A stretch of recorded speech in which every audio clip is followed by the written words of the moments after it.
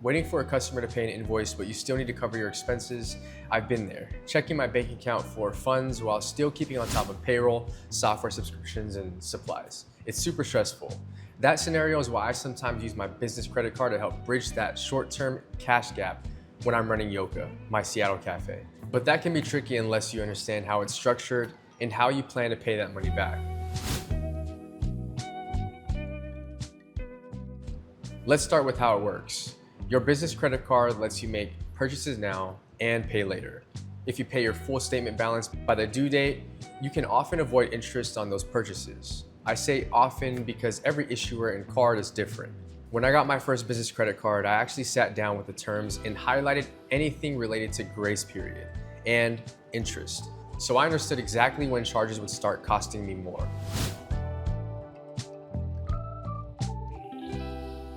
Now, what does it actually cost? If you can carry a balance past the due date, you will likely be charged interest. That can quickly outweigh the short-term relief of covering an expense. Think about it this way. If you put a few $1,000s on the card to get through a slow month and then only make small payments for several months at a high interest rate, you can easily end up paying hundreds more than that original gap you were trying to fill. It can be tough running a small business, especially when you're trying to balance inventory and customer demand. I've had a month where I thought I'll just roll this over once. And a few months later, I realized that the interest was eating into the margin on that entire project.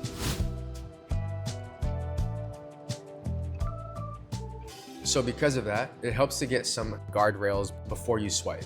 If you use a credit card to bridge a gap, you should consider only charging essential expenses you truly need to keep the business running. You'll also want to keep the credit utilization low by avoiding using too much of your available credit or maxing out the card. And be sure to set a clear payoff plan tied to incoming revenue. Like, when this client pays, this card is the first thing I clear. When I have to bridge a short-term cash gap, I like to keep that charge labeled differently from my everyday business spending. That motivates me to pay it off more quickly.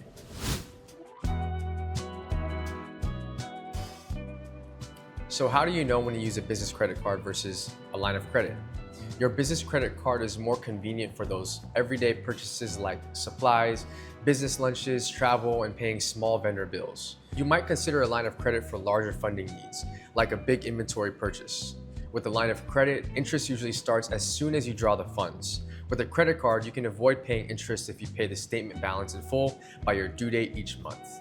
They're basically just different tools that you use for different business needs.